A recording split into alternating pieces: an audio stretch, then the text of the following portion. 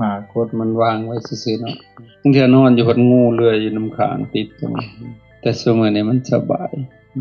แต่ก่อนไปปฏิบัติมันอุกิจดีนะแต่ก็ทุกคนมันเต็มไปด้วยศรัทธาศรัทธามีมากปฏิบัติแต่สมัยนี้พวกเฮาส่วนหลายมันศรัทธามันหลอดหล่อนั่นเนี่ยก็ไปซื่อๆไปมวนหมู่ซื่อๆไปอันนั้นซื่อๆอาจารย์บางมันก็เลยบ่เจริญบ่ก้าวหน้าแต่สมัยก่อนพรรษาแรกๆหลังจากปฏิบัติมามันมีความสุขมันต่อยอดเลยไปขึ้นภูคุณอาจารย์กับหมู่เขาเจ้ามีประสบการณ์มาแล้วได้เป็น10กว่าพรรษาแล้วศรัทธาสุคนสุศรัทธาซึ่งกันและกันกลับไปรู้สึกว่าเป็นผู้โลนนี่แหละคำคิดสนุกจนได้รู้คิดมวนได้ไปสองซ้ายมันก็บ่สูงปานใดพูดตอนนั้นเป็นเนินเขาขึ้นไปอากาศมันเย็นมันลมพัดผ่านพอดีคำเขาก็เลยไปเลาะหาที่แต่มันเป็นหินกะโหลกโขกเขกเป็นคือถ้ำคือหูคือหยังในแถวนั้นน่ะเนาะมันก็คักดีอยู่เด้อเราบ่ถ้ามิตรก็คิดว่าอยากอยู่ดอกเราปัดไปเว้าในนี่แหละเขามาฆ่าตัวตายอยู่ในห้วยบัดมาสร้างเว้าแนวนี้เฮาบัดกรรมฐานใหม่ๆก็สิเสียวๆอยู่หอกคันสิว่าญาณปัดว่ากรรมฐานกี่เกาะแต่ว่าก็เลยว่าผมบ่ค่อยมักปานใดในนี้ผมญาณงูว่าได้แท้อันญาณบักมันตายหั่นแล้วมันบ่ญาณดอกงูหั่นน่ะก็เลยคันท่านบ่มักผมสิอยู่แล้วอยู่รถเจ้าดอไปทางปุ่นบ้านเป็นป่าใหม่มันเป็นหน้าผาเชียนสั้นแต่มันเป็นป่าใหม่สี่ขึ้นมานะลมพัดผ่านผมมักแบบสิแล้วมักก็อยู่แล้วอยู่นี่มันมีพลานเห็นตัวนึงพอดีผูกกดนอนพอผูกกดแล้วว่าแม่ม่านมาผูกคอตายจุ้ยแห้งก็กลัวบักตายตัวนั้นแต่บักตายตัวนั้นมันยังตายเก่าแล้วเว้ยหมอตัวนี้ที่ยังใหม่ๆนี่มาเต็กกูสิลบทั้งหลายเด้บ้านตายเป็นตายเลยกูบาดนี่วะอาศัยว่าเอาเคยเจริญสมาธิมาแหละเป็นยังกูก็สิอยู่กับตัวหูนี่แล้วว่าบาดกัดแขวยมกลอยู่แล้วพอเราไปวิทย์เฮ้ยข่อยบ่ได้ย่างจักดีแล้วคือมีแนวยางนำหลังกว่านี่ผู้บับเลี้ยวอีหยังก็ตื่นเบิดแล้วบาดมันอุปทานก็เลยเข้าไปนั่งในกฎนั่งแล้วยังบ่อุ่นใจอยู่มันเพิ่นยังเดียวสอดไปอยู่หั่นน่ะกฎเฮาก็ได้ก็เลยเอาผ้าอันสังขารคุมรอบเลยคุมรอบกดผูกหัดไว้บ่ให้มันมีปองนะยังบ่คักอยู่บาดนี่จักจังได๋เอาผ้ามามัดตาไว้บาด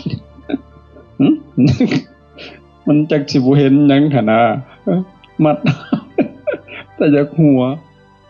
บาดนี่นั่งปิ่นหน้าไปทั้งเหวหั่นแหละนั่งเข้าแบบมันบ่ประมาทดอกจิตมันย้านเนาะก็เบิ่งลมหายใจจะเข้าจะออกเบิ่งอยู่หั่นแล้วบ่ขาดเลยแหละว่ามันย้านเลยเฮ็ดไปปรากฏว่ามันเข้าสมาธิจิตมันมีนิวรณ์เนาะมันมีความย้านความสงสัยความทุกข์ยิ่งอย่างนั่นแหละปุ่มลุ่มอยู่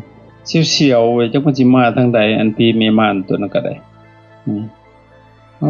ใจนี่เต้นบุบยานกำหนดปานใดมันก็ยังแซงมาอยู่อันตัวยานก็ได้เบิ่งลมหายใจเบิ่งแบบสั้นเบิ่งแบบสี่โอเคพี่บ่ดอกมันก็สิตายคือเก่ามันนั่นแหละก็ได้คนตายมานี่ก็บ่ได้พี่หลอกจักคนเด้ว่ะเพิ่นว่านั่นเด้เพิ่นว่าครูมันลมหายใจแบบจิตก็มันก็เดิมดิ่งเข้าไปนานนี่ดิแต่หัวค่ำจนฮอดเที่ยงคืนบ่กล้าลุกปวดขาปวดแขนก็จังนำก็เศร้าแนวมันก็เป็นสมาธิแน่บ่แน่แล้วกลับไปกลับมาปวดเหี่ยวตายเฮ็ดคันปวดขี้ได้เว้นตายกูบ่ออกเลยเด้อกูก็ดิ่งๆออกทั้งข้างแล้วว่าอยู่ผู้เดียวสัตว์ออกเลยแล้วไว้ นั่นแล้วก็มีแหงบิดเคียงหันอีกนั่งต่อนั่งไปนั่งมาบาดนี้โอ้myมันคือคนเยื่องโคมมาเชนาผากนี่ผากระมัดด้วยข้างในตาก็ได้มันระงับลงไปได้แบบดิ่งก็เป็นแสงเยื่องแจ้งหุ่งอีหลีเป็นเยื่องเชนาผากเอาเช็ดบาดนี่จิตมันก็คิดพอมันก็ได้ยินมาบาดนี่ย่านว่าปืนเข้าแน่เชนาผากเฮาโลดมันสิคิดว่าเป็นกวางเป็นฟ้านแล้วของมันอยู่ในกฎมันสิแยกบ่คักปานใดนี่เนาะผ้าเพิ่นมัดหัวอยู่เช็ดบาดนี่ว่าฉันได้กันเอาผากกูบ่ได้ย่างโลดบาดนี่ว่าห่วงอย่าเศร้ายานผีเลยมาหอดนี่อยากเขายิงหัวสักพักหนึ่งสัญญามันมาบ้าไผประสิขึ้นมาได้นาพาบ่กันสั้นมันว่าบาดคิดมีสติได้ยาวันก็เบิ่งลมหายใจต่อไปมันก็หายไปปรากฏว่าจิตมันมีพลังขึ้นบาดจิตมันนิ่งเป็นสมาธิมีพลังกะละนั่งจบไปกับแผ่เมตตามันบ่ไหวแผ่เมตตาให้พี่อีนายแม่ม่านตัวนั้นแหละจริงๆก็บ่แม่นอีนายดอกมันก็ยังน้อยอยู่มันเด่นกันแล้วมันท้องแล้วผัวผู้วาวบ่เอามันผูกก็ตายแก้มหน้าแผ่เมตตาให้นอนบาดเนี่ยไงเด้นอนแต่ก่อนได้ผีกับผีได้ว่าบาดเนี่ยนอนตะแคงข้างขวามูนกับปั่นเจ้าของนี่แหละพอผ่าทั้งคามันก็ไปหลอมไปเด้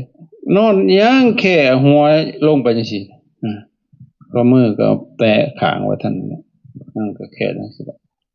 แค่กันหัวจูพื้นได้ยินเสียงขึ้นมาแล้วบาดแต่หน้าผาพุ่นเสียงผู้หญิงผู้นั้นแล้วเอามันไปเสียงมันแบบคือผีอีนาคนะเอามันหนีเอามันไปว่าซั่นเด้ว้ายทางนี้มันก็แข็งกึบเบิดกระโตเลยบัดเดี๋ยวเบิ่งเฮาเอามือแปะกายมือมันขึ้นมาแล้วบัดมือมันขึ้นมาตาข้างอยู่สิเฮาก็ได้ความรู้สึกมันเป็นซั่นมือมันรู้สึกว่าเป็นเบื้องขวามือมันใหญ่อีหลีนี่มือมันซ้ำมะกล้วยงาวนี่ยับเข้ามาบาดนี้อ้าวบ่มีทางเลยมันย่านเอิ้นหมู่โลดแล้วเจ้าของก็ได้เอิ้นขึ้นตั้งแห้งเลยหมู่ก็เราก็ชื่ออาจารย์เรื่องสีชื่อเรื่องมันบอกเรื่องสีเลยมันเบิดแห้งมันบ่ออกนะสิเอิ้นแล้วนะบ่ออกเอิ้นบ่ออกเลยสักพักนึงจับขาปึ๊บโลดบาดนี้แข็งเบิดกระโตเลยเจ้าของอ่ะรู้สึกว่ามือเรากำพอดีเรากำขากิ่วเฮานี่2ขาหอบใส่กันลากลงภูมันดึงหั่นก็คือโอ้ยไว้ดึงแล่นเลยนะดึงไหลลิดๆๆๆลงไปนำหน้าผาโอ้ยตายรถบาดนี่เพิ่นว่าอันตายน่ะบ่แม่นหยังหูลิคักๆว่าบาดหูข้างเบื้องนี่มันถูเด้กับกระดูกข้างบ่ได้ยั้งแล้วเพิ่นว่าอันบ่ได้ย้านผีเลยได้มาตอนนั้นย้านเสียโสมเบิดแล้วหูกูข้างกูกระดึงก็บ่รู้บ่จบจักเทื่ออันดึงน่ะไหลลิดๆลงไปหั่นน่ะเบิดคักหูกูบัดนี้มึนเบิดในความรู้สึกน่ะคือมันสิขาดออกเป็นตอนๆแล้วมันทูไปตามหินหั่นน่ะมันคิดจังซี่สักพักหนึ่งมันเปลี่ยนแนวได้บัดเปลี่ยนแนวกันหิวขาขึ้นจังซี่ชี้ฟ้าขึ้นนั่นนี่เอ้ามึงคือเฮ็ดแนวนี้บาดนี่ว่ามึงอย่าปาเด้อหลุดนี่คอหักแท้ๆบาดนี่ย่านมันป่าบาดนี่ฮอกบ่ย่านมันหยังเลยย่านแต่มันป่ามึงอย่าปาเด้อไปฮอดไสก็สร้างแต่ว่าอย่าปาคันปากูคอหักแท้ๆนี่มันเฮ็ดแนวนี้ผัดเฮ็ดคือหลุดมืออีกได้กำปั๊บแนวนี้อีกบัดใจน่ะวับตายคักๆบาดนี่ว่าเห็นอะไรเฮาก็บ่ย้านแล้วบาดนี้มันฉิดปึ๊บอีกเปลี่ยนทางแล้วกำคอหัดเลยบาดนี้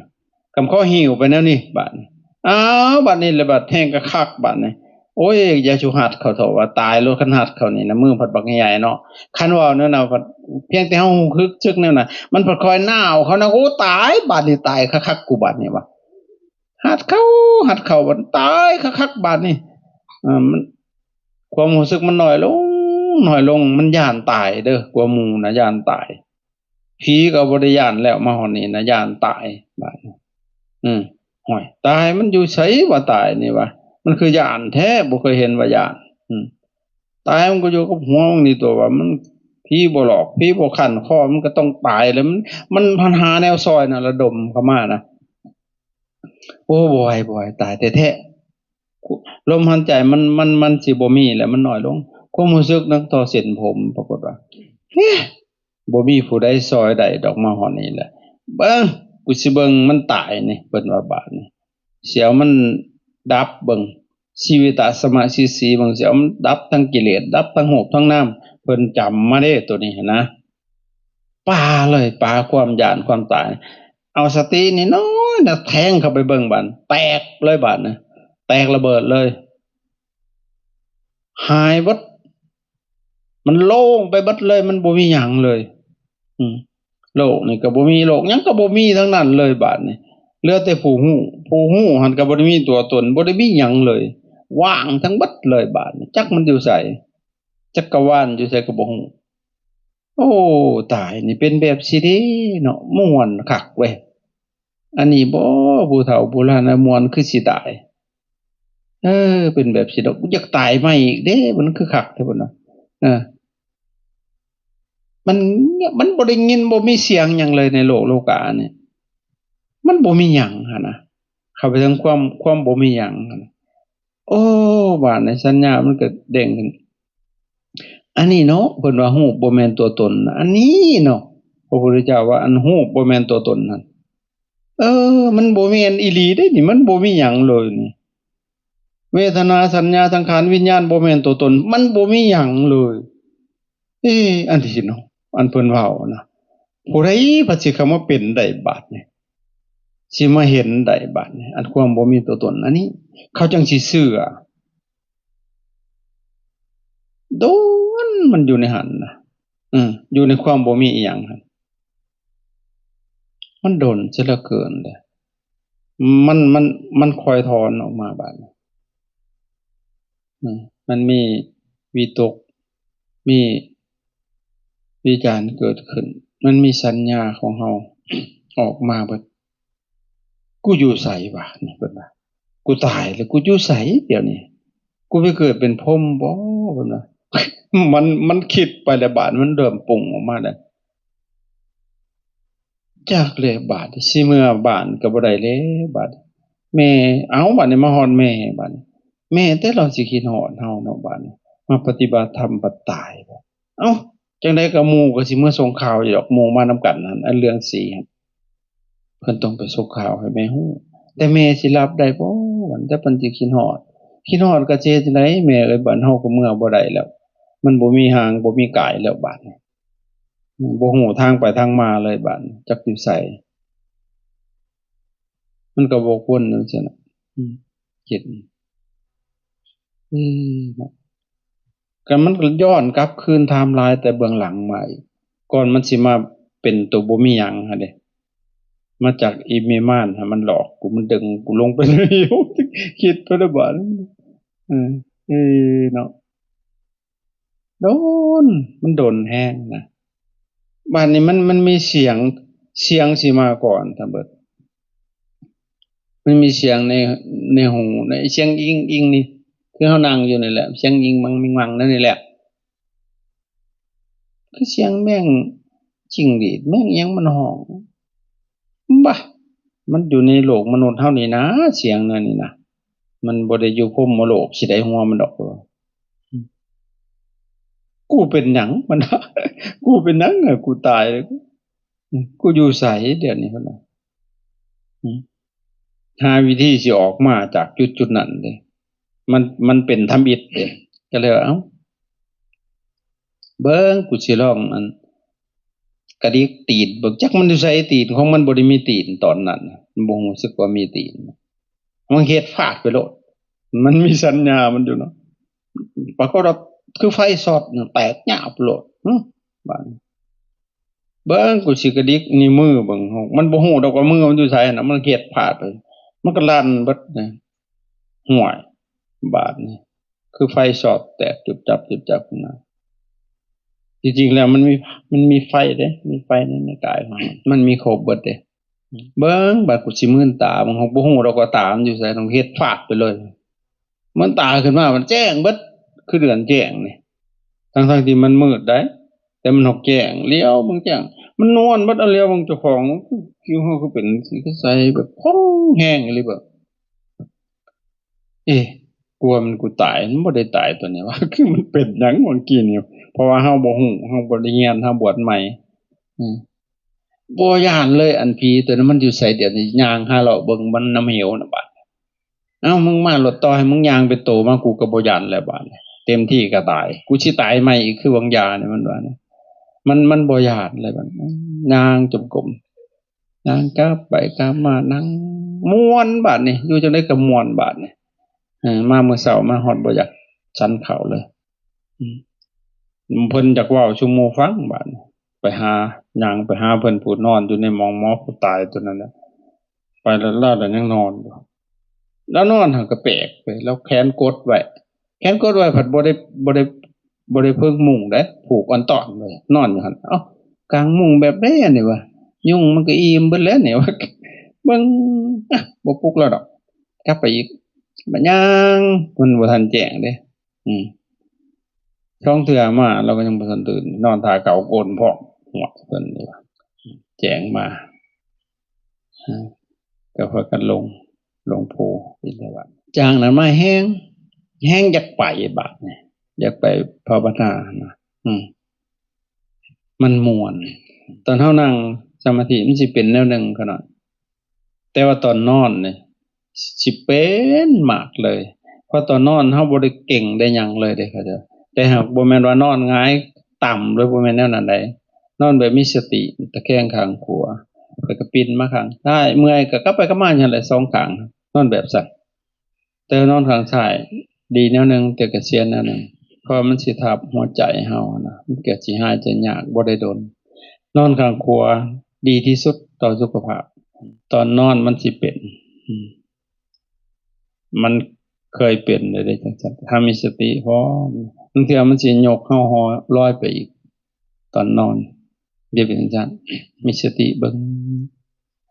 เฮาอย่าสินอนหลายคันนอนหลายแล้วบ่พอได้ซุมื้อนี้นะ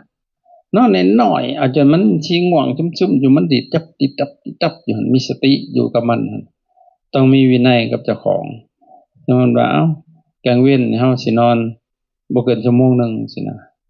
แล้วให้ตื่นพอโลดตั้งโมงใส่ในหูโลดเฮ็ดแนวนั้นบัดกลางคืนเฮาสินอนจักโมงเฮาสิตื่นจักโมงต้องมีวินัยกับเจ้าของเด้ออันสัตว์ว่าอยู่ตามร้านเลยตามนาก็ยันบ่พออีกอยู่ให้ฉันเฮาต้องปฏิบัติจังซั่นเลยขนาดนี้ก็แม่นว่าสิตามขะเยิมนี่แหละเฮ็ดไปนี่โอ้ยากเลยแหละอันนี้มันต่อยอดมาแต่พุ่นมันเป็นเฮาจังได้ฮู้วิธีของมันวิธีเฮ็ดอยู่จังได๋มันเป็นได้ขนาดเฮาก็มีบุญอยู่แล้วคันบ่มีเฮาบ่ได้บวชดอกมันมีของเก่าอยู่แล้วคันบ่มีน่ะบ่ได้บวช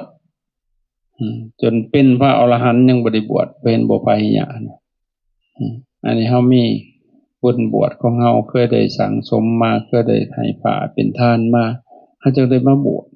คันเฮาศรัทธาเพียงพอแล้วมันเฮ็ดได้ขนาดมันพอใจทำดอกหาวิธีสู่กับมันเบิ่งมันจังแหละสิใส่ใจยกอย่างในแต่การไหว้พระสวดมนต์มันเป็นประโยชน์ได้เฮาจะถือเป็นเล่นๆขณะอย่าไหว้พอแต่แล้วไหว้พระนี่ถ้าไหว้แปรนี่มันได้ปัญญาถ้าไหว้บ่แปรมันได้สมาธิได้บางเทื่อเฮานั่งสมาธินี่2ชั่วโมงนี่บ่เป็นสมาธิพอ10นาทีซับบัดไหว้พระมันเป็นสมาธิทั้งเบิดเลยโดยเฉพาะเฮาสวดมนต์นี่ได้สมาธิได้ขนาดเพราะหยังสมมุติว่ามันหลุดสมาธิมันก็หลงเลยเว้ยแม่นแต่ว่าเนี่ยมันสิจ่อเข้าไปจิตเฮาน่ะแต่บ่แม่นสูดไว้ๆเปล่าๆไหนบ่สูดนุ่มๆเห็นบ่คือพระอาจารย์พระสุนสูดให้มันนุ่มๆเสียงอ่อนนุ่มนวลบ่แม่นกาลนิยมตะกุจลินะเดี๋ยวต้องว้าวแนวนั้นน่ะก็สิสูดหยังว่าก็จนบ่ถูกแล้วเฮาก็สูดไหว้พระก็เช่นกันมันบ่ต้องไหว้นะ ให้มันลงตื้อปรับเสียงมันเป็นสมาธิกันหน่อยแล้วก็เฮาก็ได้เรียนในโตครับเรียนภาษาบาลีไปในโตเฮาจะถือเป็นเล่นแต่ว่าไอ้แปลนโอ้ยังเกิดปัญญาพร้อมมันก็สิประจักษ์แจ้งในขนาดนั้นเลยมันเป็นวิมุตติหาประการพุทธในการวิธีการไปสู่ความหลุดพ้นได้นับตั้งแต่การฟังธรรมกับบรรลุธรรมได้ถึงว่าบ่บรรลุเป็นพระอรหันต์ก็ตามแต่กับบรรลุคุณงามความดีเป็นขันๆไปฟังนี่นะมันสิประจักษ์แจ้งจิตมันสิสว่างไสวนั่นแหละถ้ามันมีสมาธิด้วยนะบ่มีสมาธิก็บ่ฟังบ่รู้เรื่องเลยบรรลุได้จากการฟังต่อมาก็จากการเทศนี่ก็บรรลุได้คุณงามความดีธรรมะมันเกิดขึ้นบางครั้งเทศนี่บ่ได้คิดไว้ได้มันออกพุทธขึ้นมาเองเลยมันไม่สมาธิเด้เฮาระดมสภาพกำลังลงอยู่ในบทเทศมันบ่ได้คิดไปอย่างอื่นนี่เห็นบ่ก็สามารถรู้แจ้งได้การฟังการเทศการคิดนี่พิจารณาการสาธยายมนต์เห็นบ่หาสวดมนต์จะทำให้เข้าใจในเนื้อหาสาระของธรรมได้สุดท้ายบ่มีทางเลือกก็คือต้องทำสมาธิเจริญสมาธิภาวนามันเป็นองค์ประกอบกันอันนี้มันจะเฮาจะไปปฏิบัติธรรมมันจะได้ปฏิบัติเฮาทำความเข้าใจมันปฏิบัติธรรมมันเอาได้บ่อันนั้นมันเป็นความเข้าใจที่ผิดของเฮาปฏิบัติอยู่ในใจอยู่ในนี้แหละร่างกายกว้างศอกยาววานาคือมีสัญญาในใจปฏิบัติอยู่นี่มีสติอยู่ทุกการเคลื่อนไหวว่าสิเดินสิยืนเดินนั่งนอนงอกสายและความมีสติหูอยู่แต่ก็บ่ปะกับลมหายใจเข้าออกรู้จักสิมันสิทรงไว้ไม่พอมีสติแก่กล้าเจิดจ้าขึ้นบัดมันก็ทันมันก็เห็นสภาวะธรรมต่างๆที่มันเกิดขึ้นอันนี้พวกเฮามันหลายๆอย่างมันขาดคุณสมบัติตัวนี้นึงก็เห็นแก่ปากแก่ท้องอยากกินว่ามันเป็ดบริษัทอันนี้ก็แล้วชาติปฏิบัตินะนางอยู่ก็อยากกินกาแฟเด้พอได้กินหันแล้วว่าห่วงแล้วเดี๋ยวเลยบาดนี้แต่ก่อนอาจารย์นี่อุกคิดแห้งได้ตะกี้มันศรัทธามันบ่กินข้าวผู้แล้วบ่แม่นเอาไปอดแข่งผู้ใดใดมันบ่ฮอดบ่อยากมันอิ่มบ่คือสมาธิมันสิพองเฮ้ยอิ่มนี่เทศอย่าว่าแต่แนวอื่นเลยแม้แต่ข้าวมันก็ยังบ่ค่อยกินได้เดี๋ยวนี้ถ้าปฏิบัติไปคักๆมันลงโตได้ขนาดเรื่องการอยู่กันกินบ่ได้มีปัญหาเด้มันสิตรงโตเบิดทุกอย่างนะครับอันนี้เฮาแล้วโหหาได้เงินแล้วก็หาซื้อแนวกินได้บัดโอ้ยตายบางทีก็หาในหมักตะเว้นมากินจะได้มันผิดอาบัติตัวน่ะเพราะว่าบำรุงสายตาเฮ้ยสังฆยุกพงหมอถิ่มแล้วปรมัตถ์ผัดว่าได้บางทีก็ทอดตำมะฮงโหจักหมักชั่วโมงเฮากินนี่มันก็ยังผิดแล้วผิดจังได๋บ่ได้เป็นหยังสิว่ากินมันเฮ็ดจังมันกินเป็นยามันก็ต้องเจ็บป่วยไข้หรือว่ามันบ่ถ่ายบ่ขับบ่ถ่ายกินละล่าจะสิไปจำหัวมันอีสังยาพะเจียวไปจำเกลือซะบ่ไปจำปลาแดกซะบ่มันสิเกิน2หมากซะบ่กินแบบเฮานี่แม้แต่เพิ่นอนุญาตให้กินก็ผิดทั้งนั้นเลยแหละเข้าใจนั่นกินมันเพื่อบำรุงกิเลสตัวนั้นยาใส่เพิ่นหันที่เพิ่นติดนิสัยเพิ่นอยากตัวนั้นหาแนวกินไปดีบ่ดีครบหมู่เนี่ยแล้วก็เป็นนั่นนั่นแหละบาดนี่อยู่นำครูบาอาจารย์บ่ได้เพิ่นเขียนหลายบ่ไว้หาทางหนีจ้างอีกหาความเจริญยากเลยแหละโยมหลวงพ่อใหญ่เพิ่นให้ก็เข็ดคักจ้างแล้วสิได้กินทันทีแต่ว่าเอาแห้งก็ยังบ่ได้ย่างทางหน้าคู่เฮี้ยงกันไปเอ้ยสิไปได้บ่เลียววงสิเจอเหนียวจะออกแหละเพิ่นเอาบ้านเพิ่นได้ แต่กระทนดูมันมีธรรมทำมิตรกระตื่นเลยเฮาบ่เคยเนาะแต่พอเบิ่งพออยู่ไปโอ้มันดีใจแห้งที่ได้พบเพิ่นนะครูบาอาจารย์จังซี่ยากโลกสิได้พบเห็นเฮาก็เลยปลื้มดีใจจากหันมานะโอ้ม่วนอยู่นำเพิ่นมีความสุขบ่ได้กังวลหยังเลยอยากฟังเทศเพิ่น